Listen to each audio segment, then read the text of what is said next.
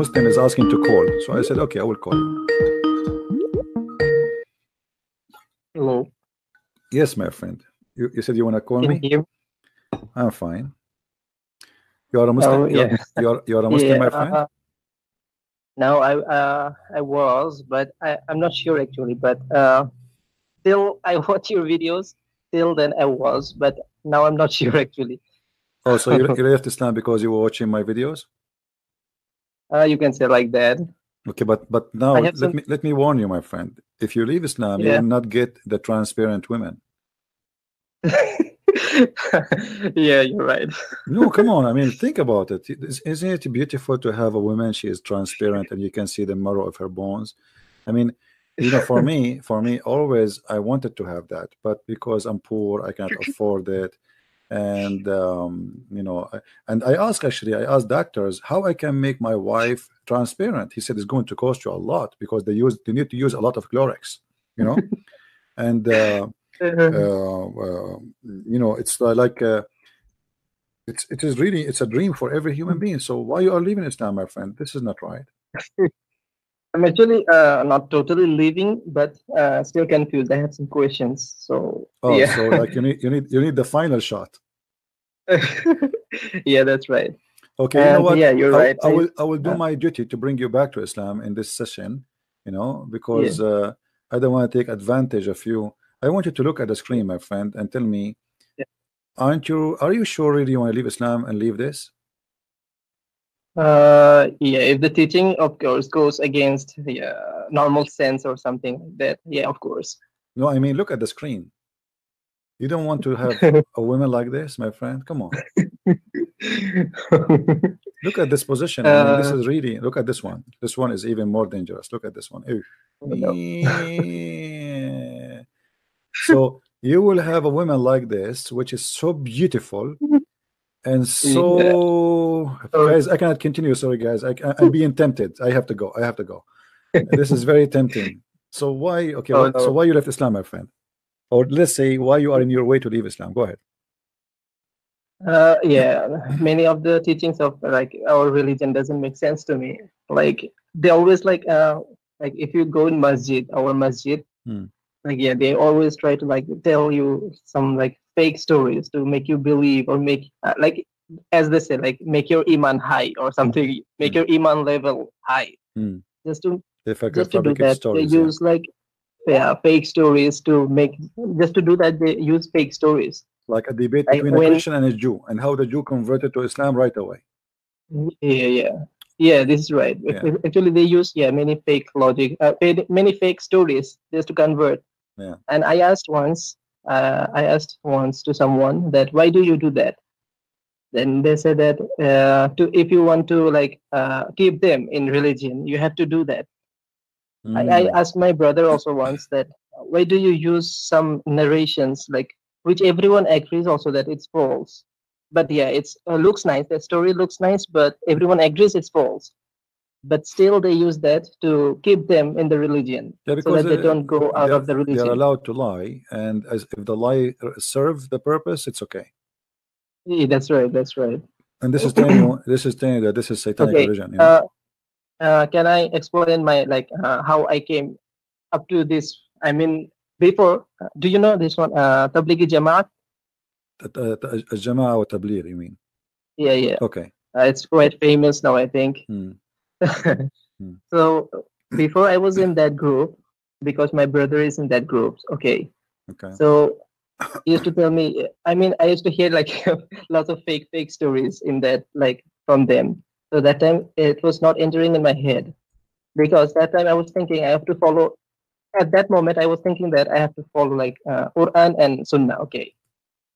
So my logic was this: I will follow Quran and Sunnah. Okay, not fabricated narrations, of course.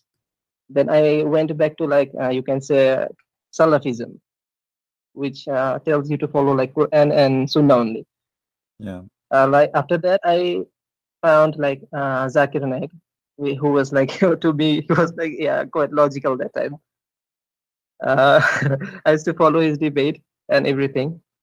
Then I used to call everyone to Quran and Sunnah after that.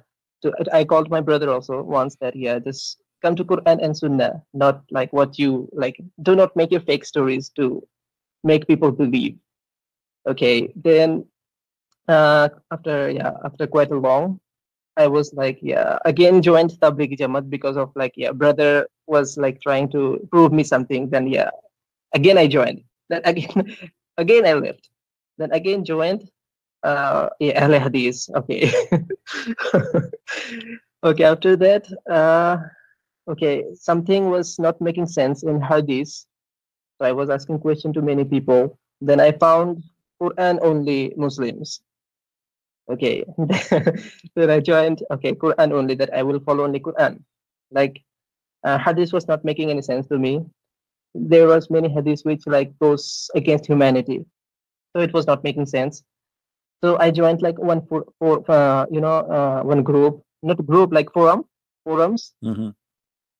One forum in that like they only talk about like Quran, not Hadith. Like they do not like Hadith. So they only follow Quran. That was making sense to me. Then I found Rashid Khalifa. Okay. And quite a long, I followed him, Rashid Khalifa. But I was like, in my heart, I cannot accept him as a messenger of God. I don't know why, but I cannot. He was telling that he was a messenger of God by using some verses of the Quran. Okay, that was also not making any sense to me. Then, okay, finally, I was not following him either. Then I found Edip Yüksel. Do you know Edip Yüksel? Who? Actually, this guy, he debated me. He ran away in the middle of the debate. He is the assistant of Khalifa, right? Yeah. Did he debate? He's a Turkish, right? Yeah, Turkish. Yeah, he ran away. He was debating me in ABN, and he flee. He took the hike. Is it online? Is it in YouTube? Yeah, I think so. And it was like 30 minutes after I debated him, he took a hike. He took his bicycle and ran. As I know, like, he always like try to challenge people. Like, he says he knows what he talks about. So I was like, quite a long time I was following him. After that, like maybe 4 or 5 days now, I found you. And listening to your lectures and debates, I was interested. Till now, I was following only Quran. Okay, after listening to you, like I'm in little doubt. little doubt only. Little doubt. After all what you heard from me, little doubt. Be honest. Come on. I don't think it's a little doubt. I think it's a lot of doubt.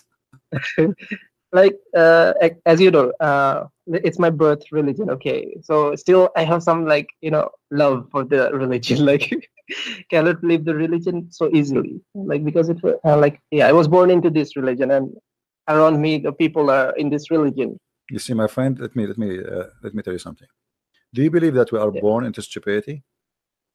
Yeah. Born into stupidity? No, we are not born to be stupid.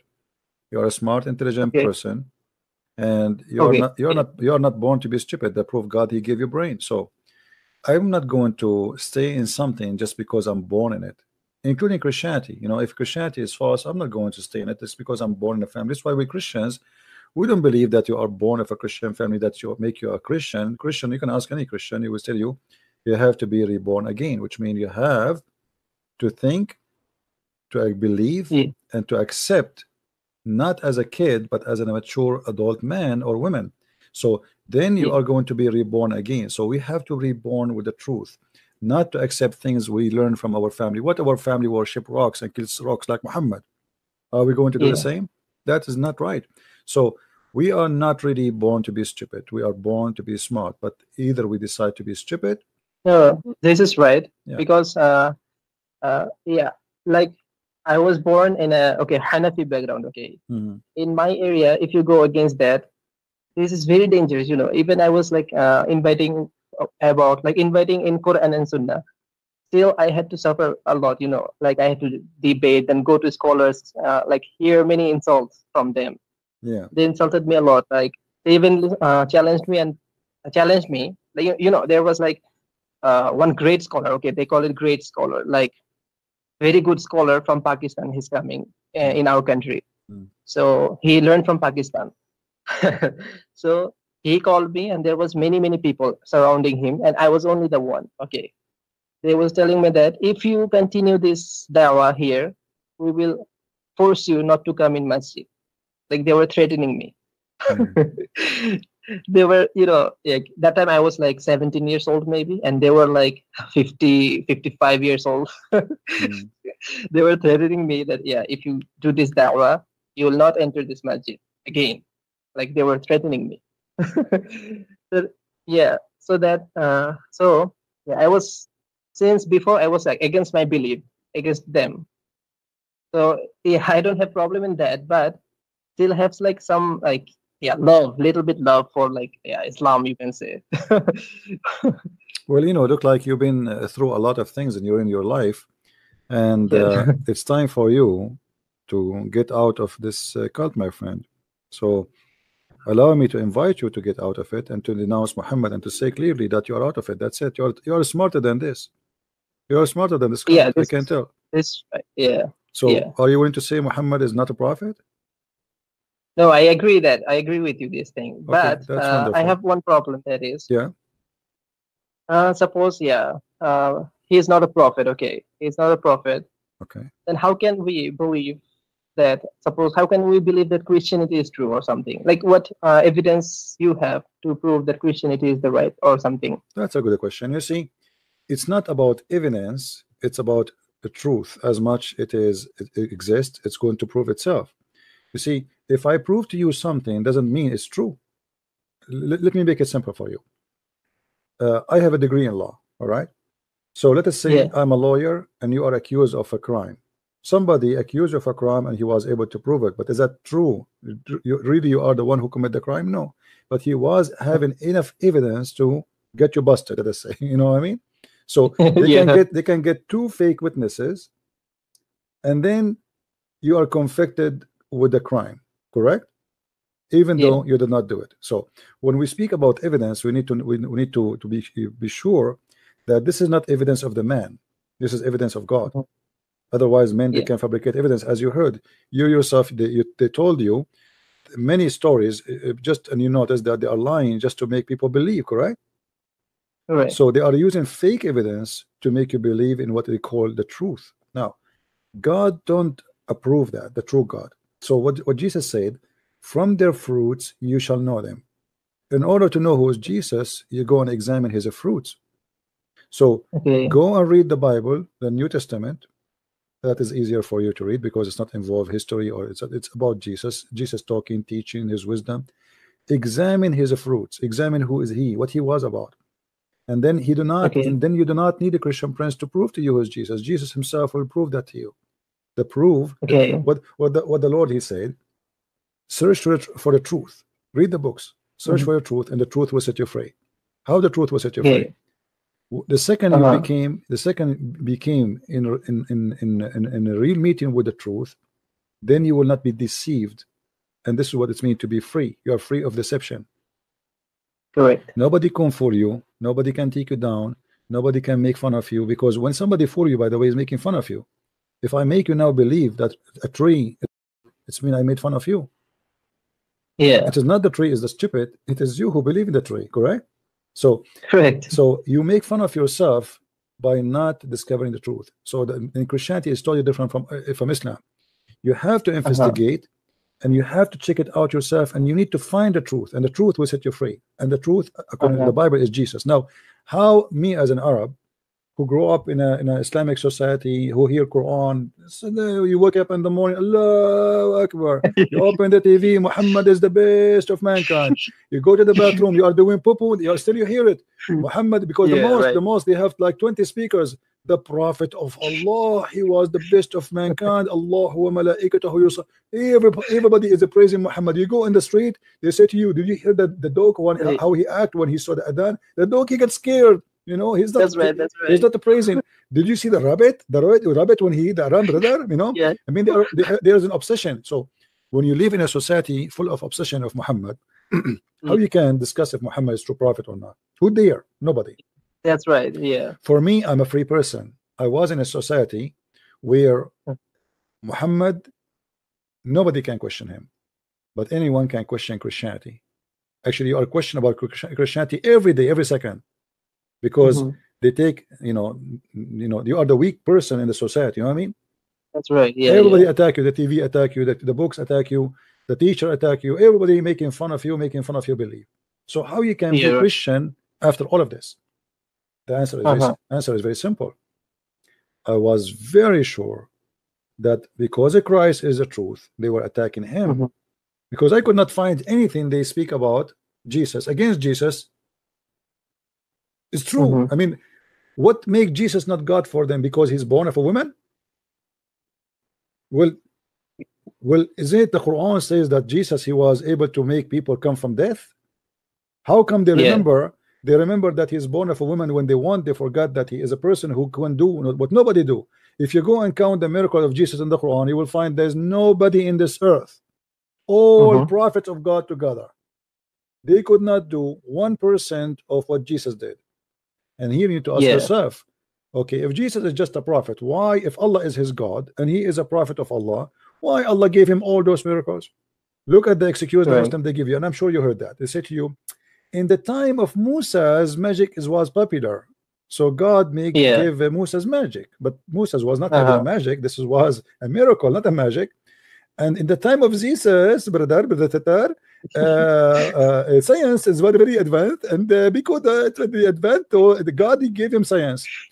Medicine was very, but Jesus did not give medicine. Did Jesus give medicine to the blind man? He said to him, go and drink it, like come after 3 days and you will be able to see. He did not give him medicine. Where is the medicine? I mean, they fool you. Even their answer is so stupid, it's so dummy, it's really like make you feel like you want to throw up. Jesus did not give medicine to the one who is dead. He did not give medicine to the one who is blind. He did not give medicine to the one who cannot walk. He just said to him, walk, and the guy walked. Jesus did not give medicine to the one who have a leper. So we need to ask ourselves, if Jesus can do all of those things, the question why? If the purpose of God to make me believe that Jesus is a prophet, will God he fail? Because he made me believe that Jesus is God. You know what I mean? If I sponsor a prophet of God to make you believe that he's a prophet, and then what I did make you believe that is God, that means it's my fault. I'm the stupid one. I am the one who made you believe in that. Because if why we Christian believe that Jesus is God, is that because just said he's I am? I can say I am God too.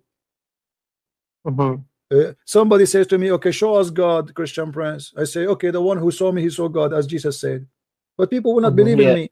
In order to be believed, I have to prove who I am. And Jesus was able to do miracles which nobody can do. And the miracle we speak of fit with the ethic he have, you see, because it's not just an ability of doing something, it is the ethic he teach. It's a wonderful, amazing, beautiful ethic. Love your enemy. After 2,000 years of Jesus, can you find somebody saying love your enemy? Nobody. Those who speak about human rights, speak about what's wrong, what is, nobody can say love your enemy. Nobody will love the enemy. It's impossible to love the enemy unless can I add a question here? Go ahead. Please? Suppose you said Jesus said like love your enemy.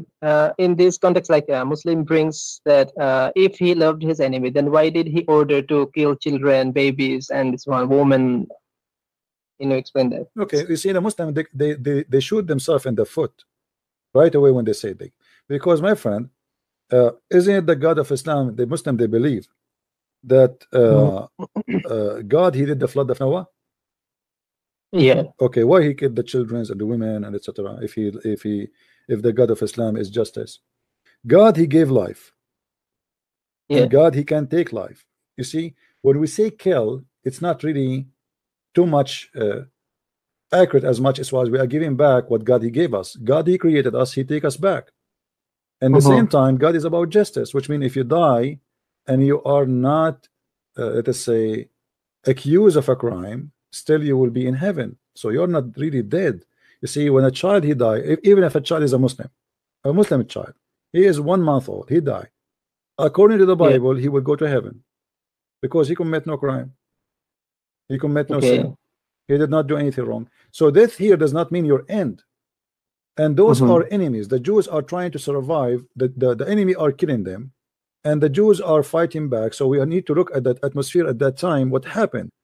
The Jews are not fighting to kill The Jews are fighting to survive.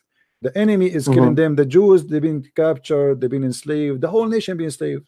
We need to look at the time they are living in, and then we understand what's happening. So in order to make to this God of the Jews a bad God, then we have to look and see if they are the only one who practice war. And if we say to the Jews, don't practice war, do you think they will exist? No, they will kill them. The enemy, they are everybody taking everybody down. So we're talking about people live by the sword and everybody die by the sword. You know what I mean? Yeah. So in order to judge what is right, what's wrong, we have to go back on time and see what was going on there. The whole nation of Israel been enslaved twice. How those people they can survive? Yeah. You know? And in the same time, if killing babies and children, as they say, making God evil, well, the God of Islam, he did the same. The Muslim believe, the Muslim believe, hold on, my friend. Do the Muslim believe in Sodom and Gomorrah? Yes. Okay. Is it about God, he burned cities? Can you explain? Can you repeat again, please? You know, there is a story in the Quran and a story from the Bible about a nation who they became homo. You know, they are like. Oh yeah. So God, he burned the cities, correct? Correct. Yeah. Okay, the cities have children too. So how they question something they themselves they believe in? Hypocrisy. But according to them, they'll tell like, yeah, that's God who did, not it was not an order. So why Muhammad he killed too? Muhammad he killed. And if you go in the Quran, let me go to the Quran. The Quran praise killing children, not only teach killing children. Any child you suspect that he will leave Islam, like you, even if you are a child, should be killed. If we go in the Quran, let's see. You meant that story or Moses? Yes, Moses and Al-Khadr, you know. Yeah. So Al-Khadr, he found a child who he suspect that he will leave Islam, so he decided to kill him. Okay, well, isn't he a child? Yes. What is a crime? He did not commit the crime yet. You see, at least those are the sons of the enemies, and the enemies are killing their children. The Jews, they believe in the law, eye for an eye. This is the justice. You kill my children, you know, why my children deserve to die, your children deserve to live. You know, so, and actually they do that because the enemy do that to them. They kill their children. You see, in the old days when they attack a place, they come and they kill everybody to be sure that the children would not grow up and seek revenge for their parents. Yeah. Because okay, he's a child now, but tomorrow he's a man, right? So they used to do that with the Jews. They used to go and attack them and kill them. And the Jews, in order to survive, you know, the purpose is not killing. The purpose is defending themselves. In the same time, we are not justifying the war, but the war, it happened for a reason. Nobody want war. The Quran itself, in chapter 5, verse number 21, it says that Allah is the one who ordered the Jews to go and kill the Palestinians. And because they refused to kill the Palestinians, Allah, he punished them and he made them lose their way to in the desert to go to Jerusalem, or to go to the Holy Land. Here in front of us, the same story, chapter 18, verse number 74. So why it's okay in the Quran to go and kill the Palestinians, but in the Quran, if you ask them why it's okay to kill the Palestinians, they say to you, well, at that time the Palestinians, they were not believers, so it's okay to kill them. You know what I mean? Okay. The double standard. Yeah. But this is not really the reason why the Jews and the Palestinians they were in war. Not because they are believer and disbeliever. Yes, they are disbelievers. And yes, there is a war. Let us say those people believe in something and those people believe in something else, but there is a war already happening between them, and the other party is attacking them. They attack them, they kill them, they rape their women, etc. So the war, it's not happening because I like to come and kill you. The war is happening because you are coming and you are killing me. In the story in the Quran, if you go to chapter 5, verse number 21.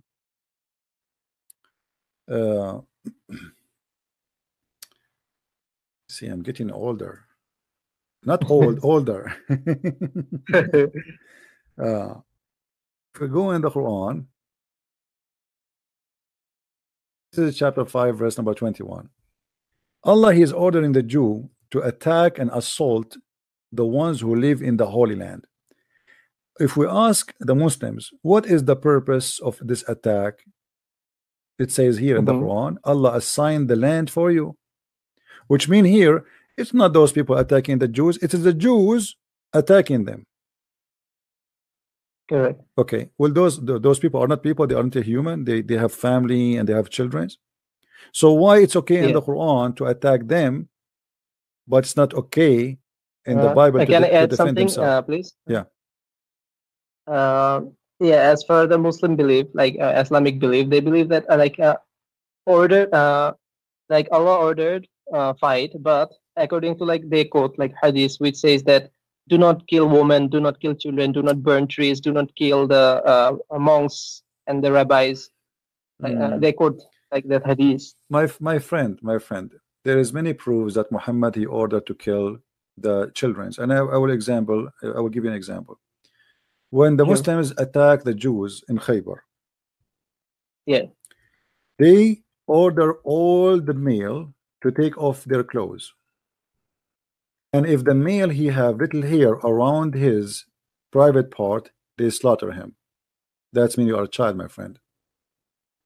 All right, and I can find you the hadith right now as we speak. Let us see. So there's a guy, he was reporting why he was not killed, simply because when they ask him, the Muslim, they attack his tribe, they ask him to take off his clothes, and because he don't have hair around his private part, he survive. That's mean they kill all the kids. You know what I mean? Okay, can you please? Yeah. Let us see. I'm trying to find it.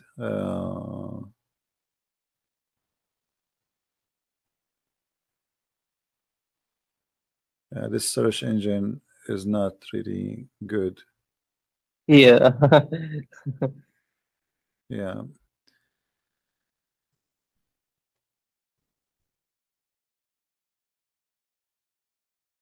Let us see.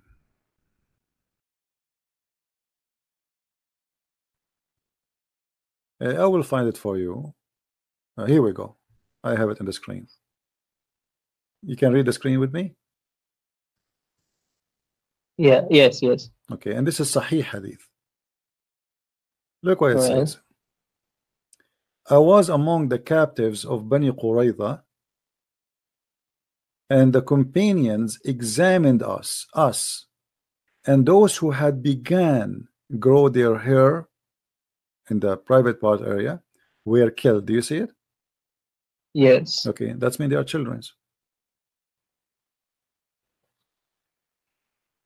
So those they lie. Who had not, and this is Sahih Hadith. But, so what does that mean, that those who do not had not were not killed?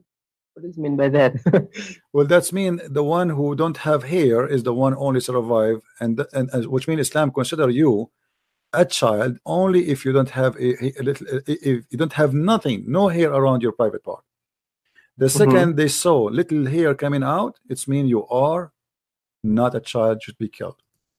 So how they say to us that this is not we don't teach killing for children. It's a lie. Okay. Correct? So I showed you the proof, right? I mean, we cannot deny that. That's right. Yeah. But what they say is like the Bible. But they claim that the Bible says that kill the babies. Is it true? You see, it's better if you show me the verses and we can answer based on the verses, because simply, you know, every story have different different interpretation and different. Because as an example, like a man, he says God destroy their children, kill their babies. This guy is praying. It's a prayer. It's not something happened. You know what I mean? So you need to bring me those examples. However, how they can question that if they themselves they are doing that? Same time they came to Muhammad and they said to him, during the attack we are killing children. He said, which means there are rihum. He said wahum minhum. which means they are from them. So kill them. So what? You can kill them. Not a big deal. Muhammad did not say, nowhere he said, don't do it. It's a lie. You see, they say the prophet, he forbid killing women. So who is Qurfa? Who is Qurfa? Who is, there's a woman, she was laughing, just because she was laughing after, because she went crazy and they were killing her family, they slaughter her. The crime was she is only laughing. Oh yeah, you know that, yeah. Yeah. So they lie, you know. You see, they can lie, they can mention those things for somebody who don't have education about we don't kill children, we don't kill, etc. And then they try to use what is written in the Old Testament about people who lived thousands of years ago before Muhammad to give an example of how life should be after now. But they don't ask themselves why Muhammad he do what nobody should do at the time. You see, the world was going forward. When when Muslims have a law, the others don't have a law. There's a few nations have what is called law, like the Assyrian, they have a law, the Jews they have a, but very few nations they have really something called law. So we are talking about a time where nobody have rights. The rights is done by the sword. The one who is strong, he take the money of the poor. The one who is strong, he make himself a king. You know, kings are made not because they deserve, it's not by election. You know what I mean? It's by gang. You know, I gang a bunch of guys, we attack you, we make myself a king, I am the most scary person between them. This is exactly Muhammad. And then I make everybody pay me, and here we go, I will have a palace, and now I have my men, I pay them salary, and now I am the king. It's not a king. Can I add something here? Like usually what I know is that there are some narrations which says like Prophet Muhammad, like he didn't in his house, like for 3 days there was no gas or something, like there was no fire for cooking food. So he was living such a tough life. Man, so where is the fifth of every attack goes? Al-khumsu lillahi wa rasulih. Every attack Muhammad will take the fifth. So the Muslim, they were rich and he was poor. Go and see, okay, how many slaves Muhammad he have? The question. Okay, how somebody cannot even have a fire to cook in it, but he owns slaves? Yeah. You see, I like to have a dog. I like to have a dog. All right. But one of my concern, if I have a dog, I have to pay for insurance. I have to pay him to take the dog to a doctor. I have to buy him food, which means the dog will cost me really as if I have a person or even more. So if I cannot afford having a dog, why I have a dog? How I can have a dog? And now we are talking about a human. They are a human who Muhammad, he have them as slaves. He have many slaves, tons of slaves. So how he cannot, or he is so poor, but yet he have many slaves.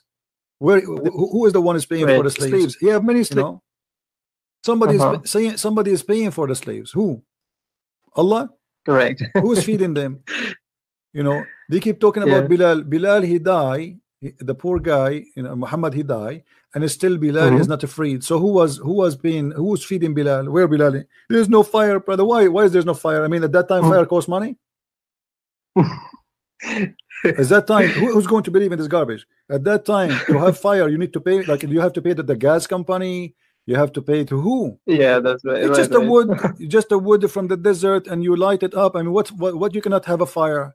It's a joke. You know, like, they say to you, before Muhammad he died, when Muhammad he died, he borrowed, he gave his weapon to the Jew, and he borrowed money, right? Right. But there's no Jews there. He killed them all. What Jew? He went to Washington DC. You know what I mean? If Muhammad killed all the Jews in Medina, this is Muhammad before he died supposedly. Now he's like almost dead. So how he gave his etc. to the Jews, and there's no Jews? What Jews? He was so poor. Yeah. The attack on Khaybar, all the money, where it goes where? Who took it? According to what they say is that he donates all the money to the poor. Absolutely. He doesn't keep. You see, do you know the story of in the Quran where he's speaking about the wives of Muhammad? They are fighting over the gifts. Over the gifts. The gifts. No. Yeah. Well, you know, Aisha and the wives of Muhammad, they were in competition. So Okay. the wives of Muhammad, they made united the front against Aisha. And the problem is that all the gifts, they go to the house of Aisha when Muhammad is in the house of Aisha. So if Muhammad is poor, why those women are fighting over the gifts? You know, if it's not valuable, you know, Aisha, there's many. I can show you tons of stories. Aisha, she have in gift in here, it's called like birthday, or let us say occasion of marriage, more than 100,000 piece of gold. What the Muslims are talking about? Let me see if I can find you the story so you can read it. Here we go. This is the story. This is Sunan al-Nisa'i, and this is Hadith. This is Sahih. I don't know if you can see the screen. Yeah, I can. Hadith number 3946. You will see here all the story is the women of Muhammad asking Muhammad to be fair and to be justice and to let the people, to order the people that give me gifts whatever I am. Now the gifts are coming to Muhammad. Obviously they are not candy bar. They are expensive to the point women they are fighting over it, right? And why Muhammad is getting gifts from those people if he is giving everything out? And everything is out. Look, the women, they are going in qiyas against this, and they sent even his daughter to talk to him. And then Muhammad, because he is unjust, he still insists that Aisha, she is the one who will get all the gifts. Same time, how many wives Muhammad he have? 11 or something. 13 according to Muslims. 13. And no one knows how many slaves. Okay, how somebody is poor, he cannot light a fire, he have all those women. Who is feeding them? They go to work. Right. You know, it's a joke. I mean, to have 13 wives, you have to be really rich, because that means you have to you have 13 houses. You have to have 13 houses, and every woman of them, she have her slaves. Oh yeah, correct. They have all of them. They have servants. All of them. They have slaves. Who was feeding them? This is very silly argument. All the Muslims caliphate, they have tons and hundreds of slaves. Slaves is money. Slaves is money. You know, it's not just, it's a property for them. So how they can say Muhammad was poor? Yeah, he was poor, yes, before he married Khadija. After he married Khadija, he became rich. He married an old woman just for the sake of her money. After that, he started attacking the caravan. And where is the money goes? So when Muhammad in the Quran says the fifth of every attack goes to the Prophet, even the Quran says before you go to meet with the Prophet, you have to give charity to the Prophet in order to speak to him in a private consultation. Yeah. Okay, you are speaking to me in a private consultation. Did you pay me? No. So I am not a prophet. I don't claim the ethic of a prophet of God. But here we go. I'm sitting with you, spending all this time, and I'm not charging you, and did not ask you to do charity before you talk to me. All those people who they are listening to me, I did not go and say, hey, if you want to talk to me, this is the only those who will give me money, I will talk to you. What kind of a prophet? So when they say to you Muhammad was a poor, it's a pure fat lie. Yeah. You know, Muhammad, as an example, this is how much money he have. Do you know the story about Abu Sufyan? Can you tell so that I can recall? Bani Umayyah, Muawiyah, you know, Abu Sufyan, the one who Muhammad, he bought him to convert to Islam. Okay. You don't know the story? Okay. No. According to the story, according to the many Islamic reference, that he gave each one of his family 100 camel to convert to Islam. How somebody is so poor can give 100 camel to a man? Each one of them. Correct. And 4 ounces of gold on silver, etc. So where is the money is coming from? Where Muhammad is getting the 100 camel for each? It's a theft. Correct. And as long Muhammad is the one who can order to give, it means he's in control of the money. You know what I mean? Yeah. So Muhammad is poor, but yet the poor guy, he can give me 100 camel, which will make me imagine in the time of Muhammad 100 camel. That's priceless. That means they are very rich. Oh yeah. Can I add something here, please? Yeah. as they say, like that time when he was like donating like this, he had like saying something called like Baitul Mal. From there, he was like when he was government or something, he was like leading the people in Medina or something. Yeah. That time he had something called Baitul Mal. From there, he Baitul Mal, gives my like friend. But who is charity. the one in control of Baitul Mal? Muhammad, right? Yeah. And now Yes. this is not donation. Who said this is donation? Muhammad is buying somebody to believe in him, so he will join him in the war. And this is again proving to us that Muhammad is a false prophet, because if he is a true prophet, why he need to buy someone to believe in him? He pay him money. Yeah. He knew that they don't believe in him. He knew that they are not believers, and I will give them money and they will join me in Islam, simply because if I have his name, it's like, you know, so today I say Trump, he became a Muslim, and look how many countries in the world they would be scared, like what, you know. So I will send a lot of money to Trump. I will send him 100 camel. I know Trump, he don't care for me. I know he don't believe in me, but because he is very important, he's very he's a warrior, he's a scary man. So I will pay him money in order to be superior, to make more money, because Muhammad, he will not stop there. He's paying a guy who will go in war with him. You know what I mean? The purpose is not, the investment is bigger than this. I will give 100 camel, but yet I'm going to use him and use his family and use his people so they can go with war with me, and I will make more money. So I will get back the 100 camel, don't worry. Correct. You know, but by giving the 100 camel, I scare the Arab, because now I have this guy with me, and I will make more money, because even if he don't go with me in war, just by saying he is believing in me now, people, there will be a fear in him. So here the question is, why in the house, you said the house of Baitul Mal, the house of money, why they have a lot of camels? Where the camels are coming from? You know, that's right. How big the budget became, to point we have hundreds of camels are not owned by anyone except Allah. Where the camels are coming from? This is the theft from the attacking of the Bani Qurayza.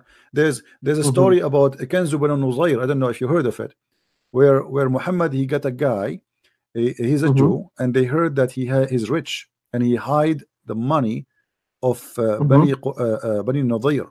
So they brought him and they start torturing him, beating him, asking him to say, where is the money? And at the end, they found some of the money, but they could not find all of it, and they killed him still. They tortured the guy just to get the money. The guy, he did not know and do any crime. Just, we want to know, where is the money? So where is the money of the Jews? You know how rich the Jews, right? Yeah. Okay, Muhammad, he's attacking the Jews to kill the money of the Jews, to donate the money of the Jews. Yeah. Yeah, who want to believe in this garbage? Did Muhammad even take their women and their children? And we just showed you that they are killing their children, and they enslave all the women. Where is the women goes? Women is money too, because they force them into prostitution, they sell them out in the market. The Islamic market of slavery was one of the biggest market of slavery in history of mankind. Actually, all the black people sold in America or in Europe, they were captured by Arab in North Africa. You can go right now and go and check. Like, as we know that people say like Islam was like, Islam came to demolish what was like before, like what happened before, like for slavery. My friend, Islam approves slavery and encourages slavery and acknowledges slavery and make it part of its part of it. Because if Islam is against slavery, why Muhammad he owns slaves? And why Muhammad he says, let me show you something. You see, people, they have different reading and different understanding. When somebody free a slave, what is the purpose of a freeing slave in Islam? Do you know? To get reward. Get reward from who? From God? Yeah, from God. No, actually, it's not true. Look what it's happened. When you free a slave, it's a penalty in Islam. It's not a reward.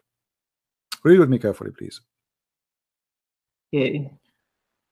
If you read the chapter 4, verse number 92 as an example, it says that if a man is if a believer, he kill a believer, in the case of mistake, let us say it's not a murder, but it happened. So then you have to free a believing slave. A believing slave. Notice with me here.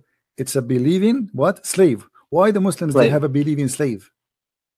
You know what I mean? Yeah. Okay. Not only that. Not only that. You see, here is speaking about something very, very, very important. That if a believer kill,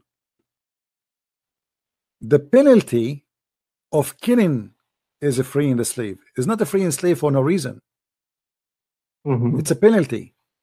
Because you did that, now I'm going to punish you. The Arab, they are so crazy about their slaves. They love to own slaves. So now to prevent them from killing each other, the Muslims as Muslims, you know, I will say to them, okay, if you kill a believer, look what will happen to you. Even if it's by mistake, I will make you free a slave. So the Arab will say, oh no, I'm not going to do that. You know? So it was it was not for the benefit of the slave, because the slave still will be slave. Because he freed him, Muhammad, he will slave him again. And there's many stories. I can show you tons of stories where people, they free their slaves, Muhammad, he take them to slavery back. So here is not a reward because Muhammad is against slavery. The Muslim, they say to you step by step, but Muhammad is still on a slave, and he ordered slavery, and he captured people, and he made them slaves. So how you are fighting slavery, but yet you are owning slaves and making more slaves? There is a caliphate. His name is Harun al-Rashid. I don't know if you heard of him. He have 10,000 belly dancer women in one palace. 10,000 just for belly dancing. Those are just for belly dancing, you know, which means they are beautiful women, very beautiful, just for sex and for belly dancing and for fun. So where is the slavery is demolished in Islam? If you go, there is a book. It's called Muwatta Malik. I'm sure you heard of it. Go and search in it and search about slavery. Unbelievable. You can touch the slave ass. You can check her vagina. You can lift her dress to look. Umar al-Khattab, he beat a woman because she was covering her top, because a slave is not allowed to cover herself. I mean, it's disgusting. This is which chapter? All of Muwatta, go to Muwatta Malik and search for slavery. Just type slave. Go there. You will find endless. You know. The price of a slave, the value of a slave, if a man kill a slave, is you know, it is the most stupid thing ever you can imagine. Disgusting. All of Islam is based on slavery, and until now, the only countries who don't sign the law against slavery is Islamic countries. Did you hear which countries now they own slaves? Libya, Saudi Arabia, Emirat, Bahrain, Qatar. Okay, why we don't have slaves in UK, in USA, etc.? You know, but why does Muslim scholars they say that slavery is ended already? Like you cannot own a slave. Where it's ended? It's not ended. This is a lie. Is it? Is it ended? Is it ended by Islam? That do you have a? Can he show us one statement in the whole Quran? It says free the slave and never own slave. The Quran confirmed the opposite. The Quran confirmed the opposite. You know. So all these things they say, it's absolute lie. And why Muhammad he owned slaves? You see why? Okay, Jesus, he never owned slave. How many slaves Jesus have? 0. How many slaves Peter have? 0. How many slaves the apostle of Jesus have? 0. How many slaves Abu Bakr have? Many. Omar have? Many. Muhammad have? Many. I mean, all of them. So they are against slavery, but they are owning slaves. That's right. If you are against slavery, if you are, in my head also, if you are a decent man and you are against slavery, like it's like saying don't smoke and cigarette in your mouth. You know, you're obviously making fun of yourself and making fun of me. So they have slaves under their hands, and they are speaking. They are trying to tell us that Islam is against slavery. Well, the one who don't have a slave is Jesus. You see, the Christian believe Jesus is God. So can God? I mean, can he own people? Yes, he's God. People will give themselves as a slave to him. You know, if I believe in Jesus as God, if Jesus says to me, I want you to be my slave, I will say, yes, Lord. You know, but he did not do that. He did not take money from people. He did not take wages. Imagine if you are a person who can bring somebody from death. You know how much money you can make? Yeah, that's you know what right. I mean? Kings will pay you all their money. The kings that will pay you all their money. Please bring me back to life, please. You know. But yeah, that's Jesus, right. he never asked for money. He never owned slaves. He never even owned a horse. He never even owned a horse.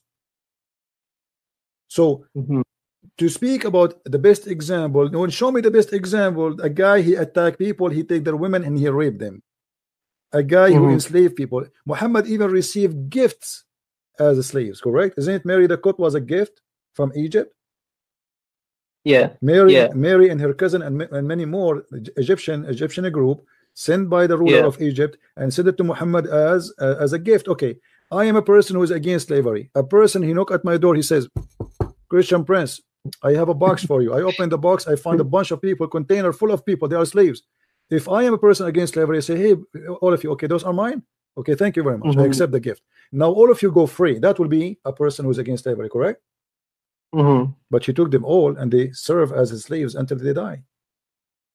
Yeah. Even Bilal al-Habashi, which Muslims they speak about him too much. Muhammad, he died and Bilal was still a slave. And Bilal, after the death of Muhammad, he went to Abu Bakr and he said to him, if you bought me for the sake of Allah, free me for the sake of Allah. If you bought me for yourself, well, keep me for yourself. Which means he's saying to him, you are a hypocrite. All of you, you promised me I will be free if I believe in Islam. So if you bought me for the sake of Allah, isn't it true that like Bilal was saved from the like the torture of that pagans? My friend, what torture? Torture what? I mean, because he was a Muslim. Because he was a Muslim. You know, it's a story. It's possible. I don't know. It's possible, but that will not change the fact. Okay, he was tortured by the pagan. Why don't you release him? Correct. I mean, the guy who was tortured just because he believed in you, let him go. Make him free. Don't he deserve it? So after he's being tortured, still you make him slave? Yeah. That is making it even more horrible. If a person he believe in me that I'm a prophet and because of that somebody is torturing him and yet I keep him as a slave, that's mean I am the one is torturing him. Because nobody like to be slave. Yeah. You know, if you imagine somebody take your freedom from you, it's mean you cannot even go to the bathroom without permission. Right? So what kind of life this life is? This is a real torture. And you know, additional to that, even the heaven of Islam teaches slavery, because in heaven of Islam there's 80,000 women, they are waiting for you naked just to be they're made for you to be sex slaves, and there's 80,000 little child who they are going to serve you according to Muhammad. So heaven of Islam is heaven of slavery. And heaven of slavery and the child abuse, because those are children's.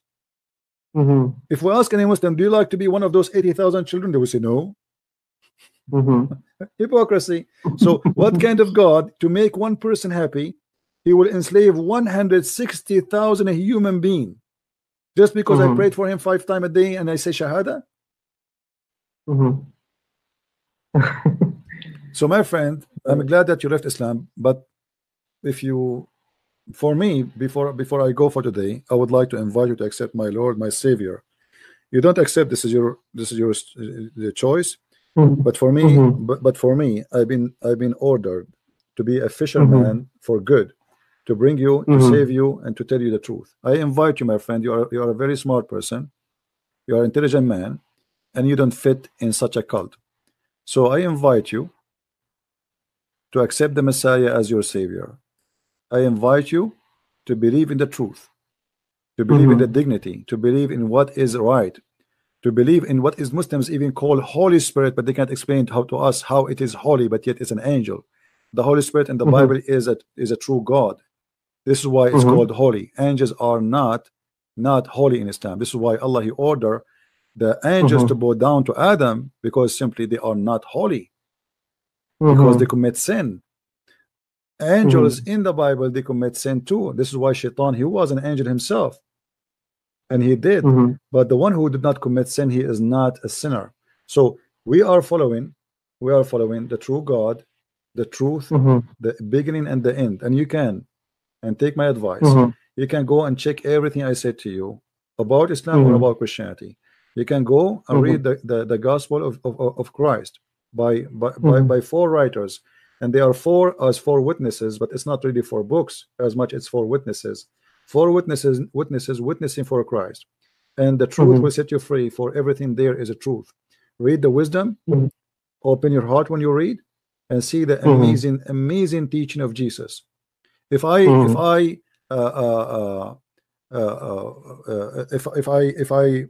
read for you Jesus speaking to people, and I try to compare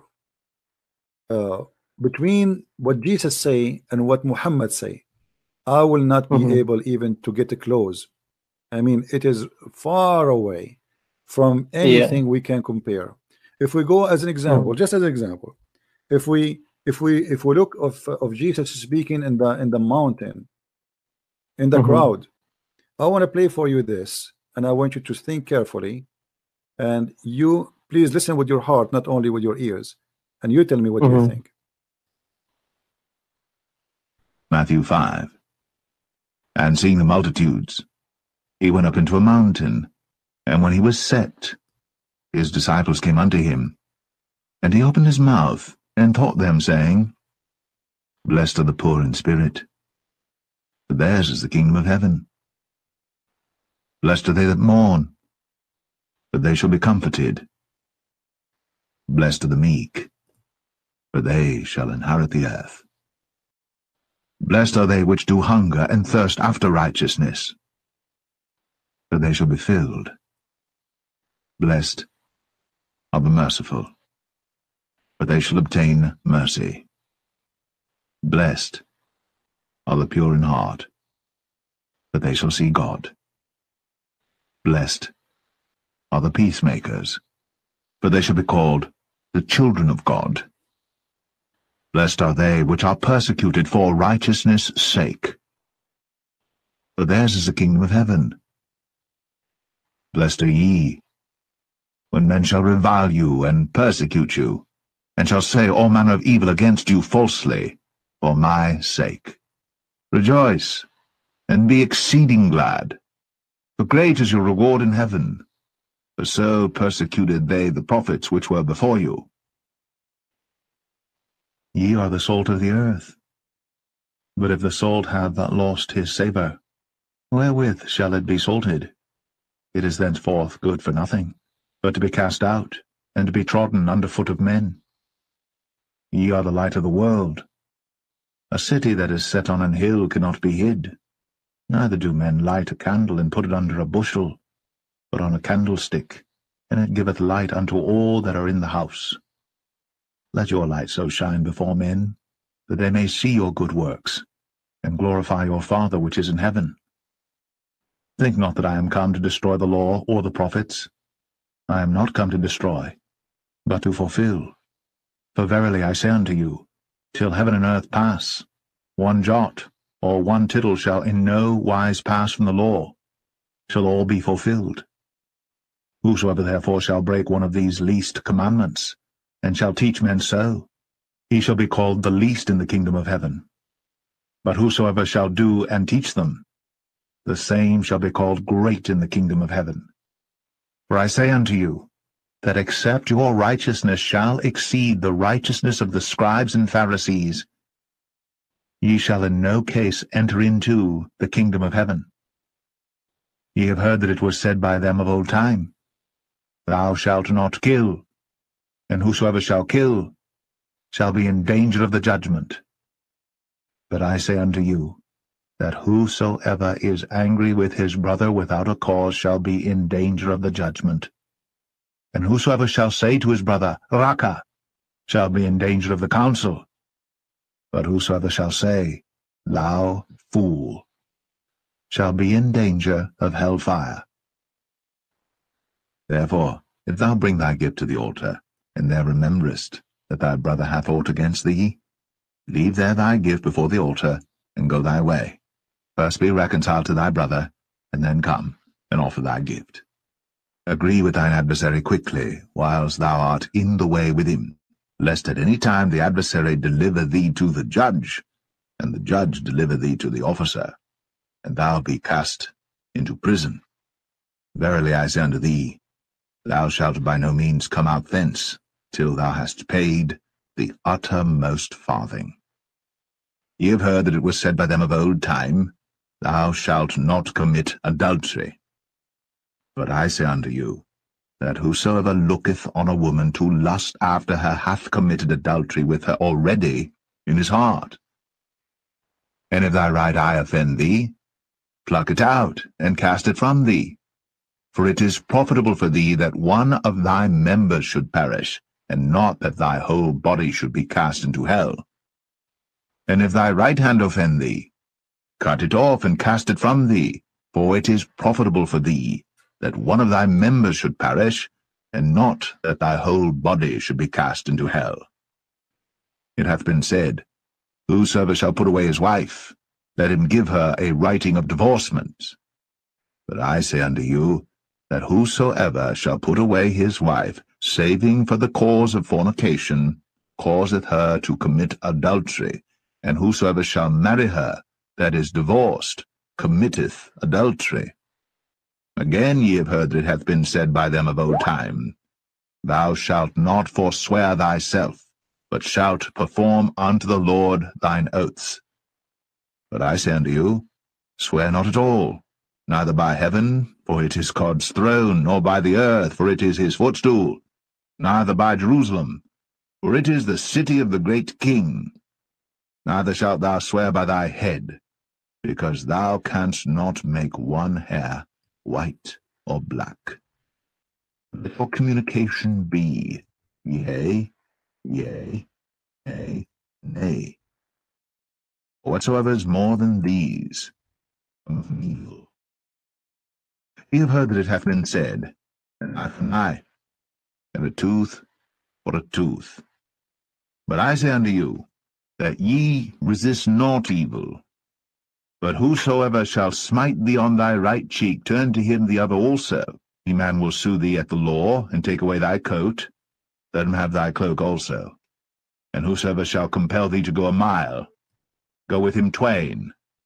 Give to him that asketh thee, and from him that would borrow of thee turn not thou away. Ye have heard that it hath been said, Thou shalt love thy neighbor, and hate thine enemy. But I say unto you, Love your enemies, bless them that curse you, do good to them that hate you, and pray for them which despitefully use you and persecute you, that ye may be the children of your Father which is in heaven, for he maketh his sun to rise on the evil and on the good, and sendeth rain on the just and on the unjust. For if ye love them which love you, what reward have ye? Do not even the publicans the same? And if ye salute your brethren only, what do ye more than others? Do not even the publicans so? Be therefore perfect, even as your Father, which is in heaven, is perfect. Amen to that. Be perfect like your Father, who is perfect in heaven. Love your enemy, bless them, those who curse you, those who persecute you. If you love the one who loves you, what reward have ye? Everybody do that. To be my followers, you have to love those not only who loves you, you have to love even those who hate you.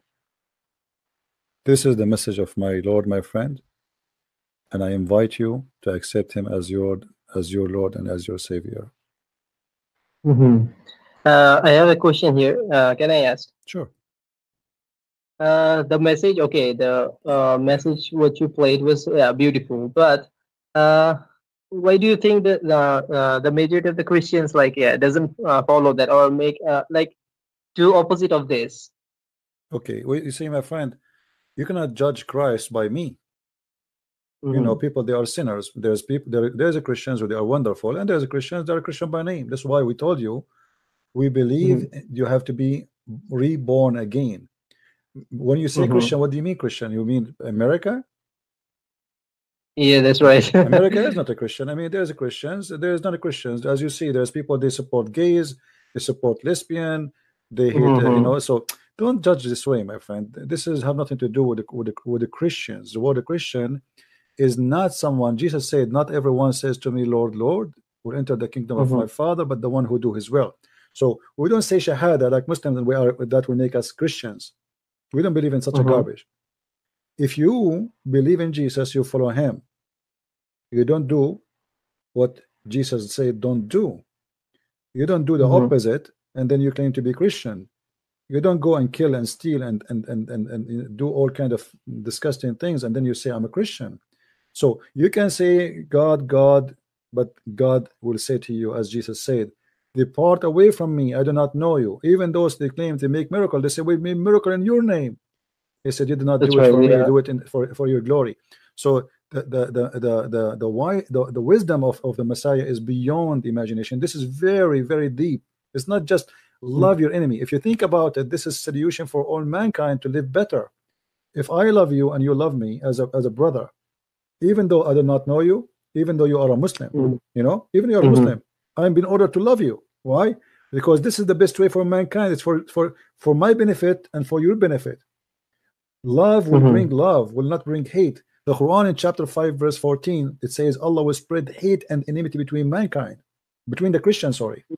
Okay? Yeah, right, yeah. Okay, what is that will do? I mean, is that going to fix us? No. That's disgusting. But look what Jesus said here. He is asking us to be the medicine of the land, the medicine. Which means if the whole land is full of hate, then where's love? Love is gone. So be the love in this earth. Go and spread your love and teach people how to love. Be the best example of love. So even those who hate you, they might learn from you the value of love. They will kill you, they will persecute. It's not going to be easy. Imagine I'm going to convince you you are Taliban or ISIS, and now I will convince you that I love you. You know what I mean? It's like Mission Impossible. But still you have to go and continue in that message. For love will be victorious. Love is going to be victorious, and love is God. So I invite you to follow the message of love, not the message of somebody he called himself a Christian prince. I am not the one who presents Jesus. Who said to you I'm a guy can even speak in his name? I'm no one. You know, a human being is a sinner. You see, the Bible says God is not a man who lie. The Muslim, they say to us, well, God, he said God is not a man. No, it says God is not a man who lie. Jesus never lie, he never commits sin. He came to us as a man, but still he is the only one who is perfect. This is why all of us, we need salvation. So in order to judge Christ, don't judge Christ by me. Who am I? Can I speak for his name? Can I speak for his wisdom? Can I speak for who was he? You want to judge him by his fruits. Here we go. This is the Messiah. Go and read everything about him. See how many crimes he commit. See how many adultery he did. See how many how much money he stole. How many tribe he attacked to take their money. You know, this is not true. It's not exist. Right. The Messiah is an amazing person. And you can find things against me as a person. You can say, oh, Christian Prince, you did lie before. Everybody, there's nobody can claim that he never lied, correct? Did you notice with me here, Jesus said, if you look at, it says, it's been said to you, don't do fornication. And then he said, if you desire a woman in your eye, you did that by your heart. So fornication now is making harder. Right. He's making it harder on us. Even desiring a woman by your heart is a fornication. But the Quran says the opposite. He says illa lamam. You remember? Illa lamam. Lamam, they asked Muhammad, what is a lamam? It's about a guy, his name is Nabhanu Tamar. He came to Muhammad. He said the woman, she came to me to buy fruits, the palm fruit, you know, the ajwa. So I said to her, get inside. And he said to Muhammad, I did with her everything the man do except intercourse. Muhammad, he said to him, don't worry. And she said to him, she's married. He said to him, don't worry. Obviously her husband is doing jihad, don't worry. This is lemam. But the guy, he kissed her, he touched her private part, he have orgasm. Just because he did not have intercourse, it's okay. You know, you see the huge difference between the ethic. A woman, she is married. Muhammad himself, he went to his own son and he flirted with his wife. Right? He flirted with, and then later he slept with her. We have the Messiah saying, don't even think of to wish a woman she is not yours. So it is just one page, not a book I just presented to you. That's right. You cannot find anything wrong there. I mean, it's more than perfect. It's so beautiful. So why I will not accept to follow the Messiah?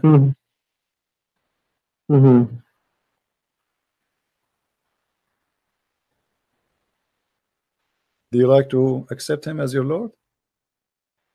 Yeah, well, like I still like searching. Okay, like I'll still study, and like yeah, if I have any question, like I will again call you. No problem, my friend. You see, I'm not trying to put the pressure on you, but I did my duty. Right. I know. Yeah. I did my duty to invite you to accept him. Yeah. And the Lord is my witness. I did my part, but feel free always to call. But no, my friend, life is not guaranteed. We might go and sleep and we never wake up. So yeah, right. you know, do what is right. You know, read the Bible, read the teaching of Jesus, read who is he, and ask yourself, can I find something better? If you can find something better, go. Don't, you know, leave Jesus. Who care about Christ?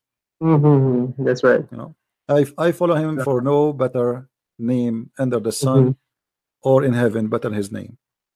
I could not find anyone can teach me better, can make of me a better human being.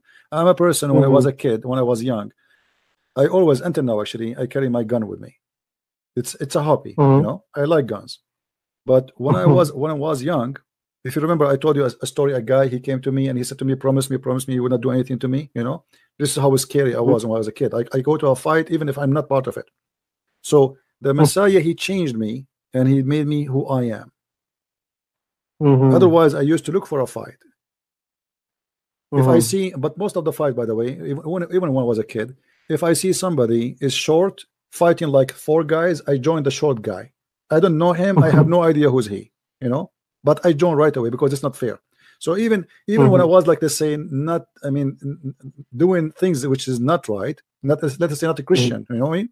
But even that, it was not for myself, it was for someone else. But the Messiah, he changed us. I met people when I went to Europe, people who used to be criminals, and the Messiah, he changed their life. But if you met somebody, he is a criminal and he joined Islam, he joined ISIS right away. You know what I mean? A criminal, he joined Christianity, he became a preacher, he became so peaceful, he became so nice, he became so loving. If you are a peaceful, nice, loving person, you join Islam, suddenly you hate everybody. Even your father and your parents, you will hate them. In chapter 9 verse 23, where it says you cannot even take your father and your brother as a friends. So Christ can change my name, which means will make you a child of God, and that means you will be a person of love, and your life will have different value. You will not be called a slave of God, you will be called a child of God. That's what he said in this chapter. The child of God, for God is all about loving, to the point he don't consider you, like, imagine you are nothing, you are, you know, it's like an ant. We're talking about an ant. Like, imagine me calling an ant there, this ant is my child. This is too much love, you know. The God who created the whole universe, he called me a child of him. That's amazing. In Islam, why Allah, he created the heaven and the earth and the human being, the genie and the mankind, right? So I did not create the ins and the genie for any reason except to worship me. Okay, but this is not what Christianity is about. Christianity, that we believe that God created us to be sharing his love with him and to share his kingdom, to be his children, not to be his slaves. God do not need slaves. I mean, what kind of God needs slaves? I mean, you're God. I mean, imagine if I'm a person who can say B is going to be, who need me? I mean, this would be silly. It's like now we have a remote control, we push the bomb. God, he do not need that. He said B is going to be, so who need a slave? What I can do to God? Nothing. What I would do? Farming. I would give him money. I would give him gold or silver. This is funny. Or do jihad for him? Well, why God don't do jihad for himself? Go and fight. You know, go and fight. You kill them. If they are kuffar, they are najis, kill them. Can't you do it? Islam make you believe that you are fighting for God, right? Christianity make you believe that you are loving for God. If you belong to me, you love them. If you don't, stay away from me. When Jesus he washed the feet of his disciples, his disciples, they worship him.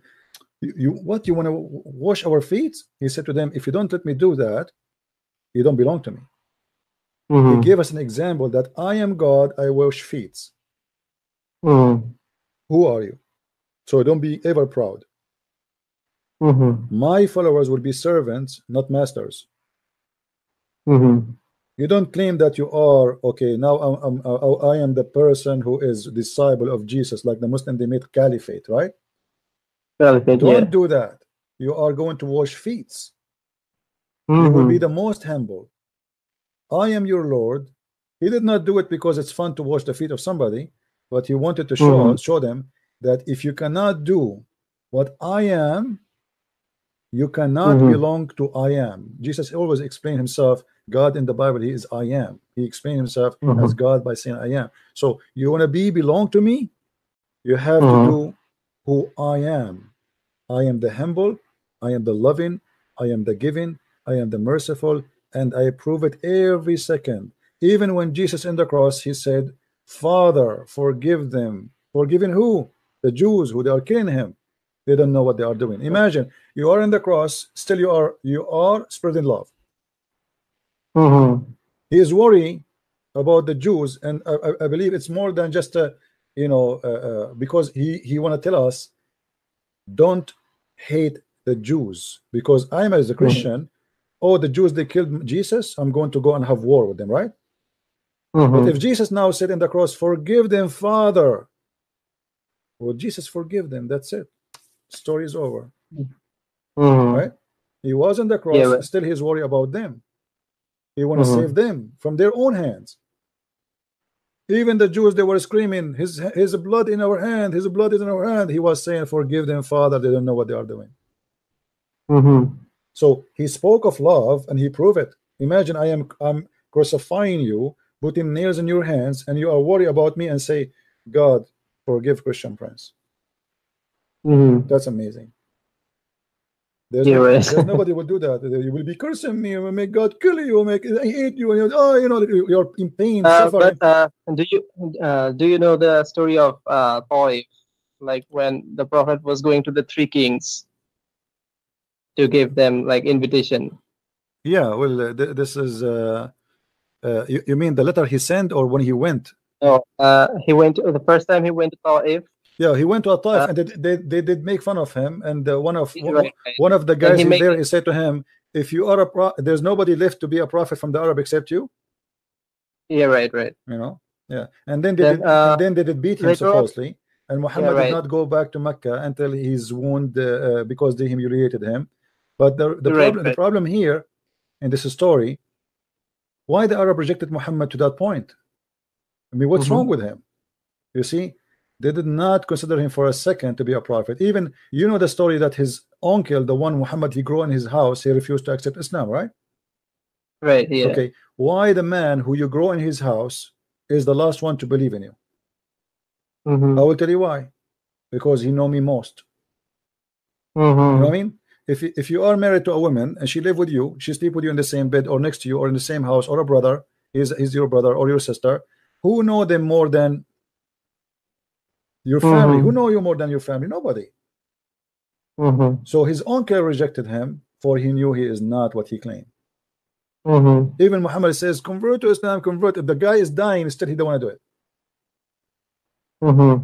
Which means he was convinced 1,000,000% that Muhammad is a false prophet. Yeah. But as the narration says that that guy, like Abu Talib, right? Yeah. That guy, like he had pride, like he won't accept because he have some pride or something. Well, what pride have to do with the? You see, if I have a pride, my friend, if I believe that you are a prophet, I'm going to go to hell. The second I believe in you are a prophet, that's mean if I don't believe in you, I will go to hell, right? Right. So are we saying pride? And the guy is dying anyway. I mean, after 2 minutes, he's dead. What pride? What he will lose? I mean, what he will lose? He will lose a job. He's dead. You know what I mean? It's like saying to me, okay, well, if you convert to Islam now, they might fire him because he was working there. The guy is dead, is dying. He's in the bed of death. And Muhammad is saying to him, say shahada, just say shahada, man. Come on, say shahada. The guy, he don't want to do shahada. and he refused to say shahada. So that is a fabrication. Obviously, he refused him for a reason, and the reason is so clear. Even Muhammad, when he died, you know, the Muslim, they did not bury him for 3 days. You know why? Right. Because he said that we, the prophets, when we die, the earth does not consume our body. Oh yeah, right. I heard this. So when he died, did not bury him for 3 days. They believe him that he's saying the truth. Okay, he's a prophet, and the ground will not consume him, which means his body will not be damaged, right? I mean, the flesh, not like any human. So he will preserve. So why would we bury him? Leave him here. Leave him in the bed of Aisha. After the second day, the belly of Muhammad start farting, and it's very normal. If a human being, when he die, there is food inside his stomach, right? So that food, is going to expand his belly and will make gas. Bacteria is there, is digesting the food, the bacteria. That is going to create gas, and then Muhammad start farting, and then the smell became so ugly, and his skin became a green, his nails became a green and blue, as a description. Even Ibn Abbas, he said, "Idfunu sahibakum faqad antan." He became stinky. Bury your friend. He became stinky. So what happened? Muhammad, he got himself busted even in his death. They believed him that he is a prophet, so they did not bury him, because he said that prophets, nothing can consume their body. And then after 3 days he stink to the point they could not even wash him or even change his clothes. They bury him with his clothes because they cannot even take it off. His skin is demolished. And in the same time, you ask yourself, what 3 days? Can you please find me that hadith, please? Let us do it some other time, my friend, because really I need to go. Yeah, sure. I have something to do. But promise me you will call me again. I enjoy talking to you. Sure. You are a nice person. I'm happy to have you here, and may the Lord guide you to the truth. Thank you, my friend. Thank you too. All right, guys. We have a good time with our friend here. He's a nice person. Mari ikut Yesus. Mari ke jalan yang benar. Tuhan berkati.